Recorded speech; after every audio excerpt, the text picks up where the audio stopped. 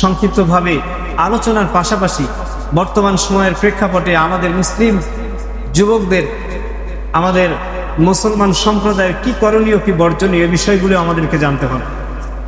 সম্মানিত উপস্থিতি, আমি পবিত্র কোরআনুল কারীম থেকে তেলাওয়াত করেছি একটি আয়াত। আরো অসংখ্য আয়াতে কারিমা রয়েছে নামাজের বিষয়ে। আমরা সবাই জানি নামাজের বিষয়টি কেন নিলাম।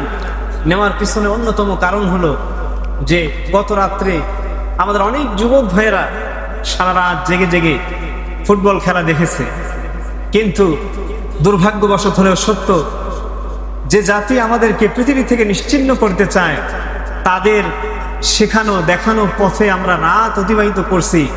জুমার দিনে ফজরের নামাজের গুরুত্ব যে কত বেশি, এই ফজরের জামাতে শরীক হওয়ার লোকের সংখ্যা একেবারে সীমিত। কথা বলেন ঠিক কিনা? এজন্যই আমাদেরকে নামাজ সম্পর্কে যত্নবান হতে হবে, গুরুত্ব আমাদেরকে দিতে হবে।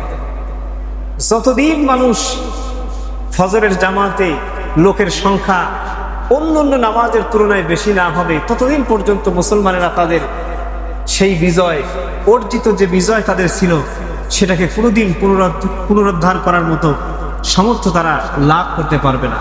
সম্মানিত হাজিরিন, এজন্যে একটি গল্পে পড়েছিলাম যে একজন ইহুদি ড্রাইভার মুসলমানদেরকে নিয়ে যাচ্ছিলেন। তো সারা রাত জার্নি করার পরে, সারাদিন জার্নি করছে, একটি বাসে করে নিয়ে যাওয়া হচ্ছিল।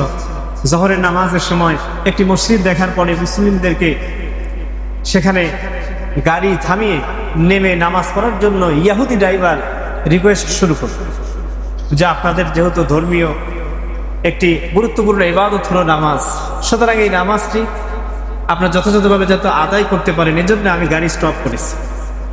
স্বাভাবিকভাবেই পবিত্র কোরআনের ভাষ্য অনুযায়ী ইহুদিরা মুসলমানদের সবচেয়ে বড় শত্রু। নামাজ শেষ হয়ে যাওয়ার পরে তাকে জিজ্ঞাসা করা হলো যে আপনি তো বিধর্মী, আপনার তো কাজ আমাদেরকে নামাজ থেকে বিরত রাখা, অথচ আপনি নামাজের জন্য আমাদেরকে গাড়ি স্টপ করে সময় ব্যয় করে নামাজে দাঁড় করিয়ে দিলেন। এর পিছনে মূলত কারণটা কি? অনেক পীড়াপিড়ির পরে যে কথা তিনি বলেছেন সেটা ইতিহাসের পাতায় স্বর্ণাক্ষরে লেখা থাকে। উনি বলেছেন ইহুদি ধর্মমত অনুযায়ী একটি কথা লেখা আছে, সেটা হলো মুসলমানেরা যতদিন পর্যন্ত জোহরের নামাজের লোক সংখ্যার তুলনায় ফজরের নামাজের লোক সংখ্যা বেশি না হবে, ততদিন পর্যন্ত তারা তাদের পুনরায় বিজয়কে উদ্ধার করতে পারবে না, বিজয় অর্জন করতে তারা সক্ষম হবে না। আমি যে একজন ইহুদি, মনে প্রাণে ইহুদি ধর্ম বিশ্বাস করি, আমি চাইলাম ফজরে কয়জন মুসল্লি হয়েছে জানি না, তবে জোহরের নামাজে আমার সর্বশেষ এই প্রচেষ্টাটুকু দিয়ে আপনাদেরকে একত্রিত করে জোহরের নামাজের মুসল্লিটা ফজরের চাইতে বাড়িয়ে দিয়ে রাখি, তাতেও যাতে আপনারা বিজয় অর্জন করতে পিছিয়ে থাকেন। নাউজুবিল্লাহ মিন যালিক। সম্মানিত হাজিরিন, সারা পৃথিবীর সকল মানুষ আজকে মুসলমানদেরকে অন্য চোখে দেখে। নির্যাতন শুরু হচ্ছে, নির্যাতন চলতে চলতে আরো বেশি পর্যায়ক্রমে এত বেশি হবে, প্রত্যেকটা মুসলিম কান্ট্রির মানুষেরা বলবে যে আল্লাহ আমাদের সাহায্যকারী হিসেবে ইমাম মাহদী আলাইহিস সালামকে অতি দ্রুত আমাদের জন্য তুমি পাঠিয়ে দাও। কথা বলেন ঠিক কিনা? সম্মানিত হাজিরিন, এজন্য আমাদেরকে নামাজের প্রতি যত্নবান হতে হবে। নামাজ এমন একটি ইবাদত, নামাজ মানুষের মনকে পরিবর্তন করে দিতে পারে। শুধু তাই নয়, বিধর্মী যারা, ইসলাম নিয়ে কটূক্তিকারী, ইসলামকে যারা সহ্য করতে পারে না, এই শ্রেণীর মানুষদেরকেও নামাজের মতো একটি গুরুত্বপূর্ণ ইবাদত, শুধুমাত্র নামাজের শৃঙ্খলা তারা দেখার পরে ইসলাম ধর্ম গ্রহণ করেছে। এরকম অনেক উপমা, এক্সাম্পল আমার কাছে বা আমাদের আলেম সমাজের কাছে অসংখ্য রয়েছে। সুবহানাল্লাহ। আসুন আমরা সেই নামাজের বিষয় নিয়ে আজকে আলোচনা করি। আল্লাহ পাক রব্বুল আলামিন পবিত্র কোরআনুল কারীমের মধ্যে বলেন, ইয়া আইয়ুহাল্লাযীনা আমানু রুকউ ওয়াসজুদু ওয়া'বুদু রাব্বাকুম ওয়াফআলুল খায়রা লা'আল্লাকুম তুফলিহুন। আল্লাহু আকবার। আল্লাহ পাক এই আয়াতে কারিমায় মুমিনদেরকে সম্বোধন করে বলেন, ইয়া আইয়ুহাল্লাযীনা আমানু, হে ঈমানদারেরা, ওয়ারকাউ ওয়াসজুদু, রুকুকারীদের সাথে রুকু করো, সিজদাকারীদের সাথে সিজদা করো। আল্লাহ পাক রব্বুল আলামিন রুকুকারীদের সঙ্গে রুকু করতে এবং সিজদাকারীদের সঙ্গে সিজদা করার কথা স্পষ্ট করে বলে দিয়েছে। সম্মানিত হাজির, ওয়া'বুদু রাব্বাকুম, এবং তোমার রবের ইবাদত করো। ওয়াফআলুল খায়রা লাআল্লাকুম তুফলিহুন, আল্লাহ পাক রব্বুল আলামিন বলেন তবেই তোমরা সফল কাম হতে পারবে, সাকসেসফুল হতে পারবে। সারা বিশ্বময় সফলতা তোমরা তোমাদের করতলে নিতে পারবে যদি তোমরা আল্লাহর দেয়া এই পথ অবলম্বন করো। সুবহানাল্লাহ। সম্মানিত হাজিরিন, সুতরাং সেই নামাজকে অ্যাভয়েড করা যাবে না, অবহেলা করা যাবে না। যতদিন পর্যন্ত নামাজকে আমরা আঁকড়ে না ধরতে পারবো, নামাজ শুধুমাত্র একটি ইবাদতই নয়, নামাজ মুসলিম সমাজের ঐক্যবদ্ধ হওয়ার এক নিপুণ মাধ্যম হিসেবে আল্লাহ পাক রব্বুল আলামিন নামাজকে দান করেছেন। জোরে বলেন ঠিক কিনা? বন্ধুরা আমার, ভাইরা আমার, আল্লাহ পাক রব্বুল আলামিন পবিত্র কোরআনের সূরা তাওবার মধ্যে উল্লেখ করেন, فَإِن تَابُوا وَأَقَامُوا الصَّلَاةَ وَآتُوا الزَّكَاةَ فَإِخْوَانُكُمْ فِي الدِّينِ। আর যদি তারা তওবা করে অতঃপর নামাজ কায়েম করে এবং যাকাত যদি তারা দান করে, তাহলে তারা হলো তোমাদের দ্বীনি ভাই। তাহলে যারা নামাজ কায়েম করে, যাকাত প্রদান করে, এরপরে আল্লাহ পাক রব্বুল আলামিন বলেন যে এরা হলো দ্বীনি ভাই। আমরা গত জুমায় আলোচনা করেছিলাম, আল্লাহ পাক রব্বুল আলামিন বলেছেন ইন্নামাল মুমিনুনা ইখওয়াতুন। নবীজি বলেছেন আল মুসলিমু আখুল মুসলিম, মুসলমান মুসলমান ভাই। কিন্তু আমাদের মধ্যে বিভেদের শেষ নাই। কথা বলেন ঠিক কিনা? আজকে সারা পৃথিবীতে 54টি মুসলিম রাষ্ট্র,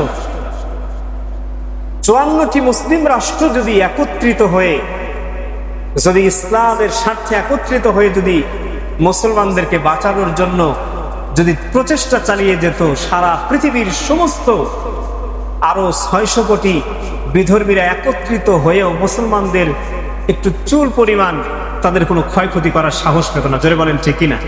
আল্লাহ পাক রব্বুল আলামিন মুসলমানদেরকে কিছুই দেন নাই, এরপরেও যত সম্পদ দিয়েছেন এইগুলো যদি তারা আটকে দেয়, পৃথিবী অচল হয়ে যাবে। কথা বলেন ঠিক কিনা?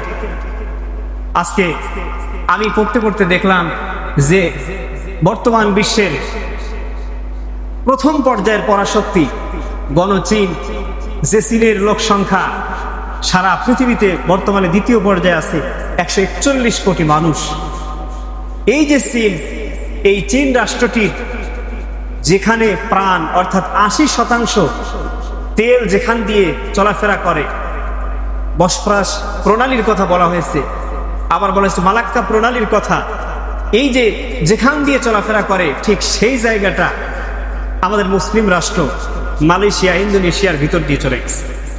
সম্মানিত ভাইয়েরা, দেখেন সুয়েজ খাল, এরপরে ইরান যেটাকে হরমুজ প্রণালী হিসেবে এখন তার সবচেয়ে শক্তি সেখানে প্রয়োগ করছে। এরকম প্রত্যেকটা জায়গাতে আবার দেখবেন জিব্রাল্টার প্রণালী, যেটা আটলান্টিক এবং প্রশান্ত মহাসাগরকে একত্রিত করেছে, সেখানেও একদিকে স্পেন, অন্যদিকে মরক্কো, মুসলিম কান্ট্রি সেখানেও আছে।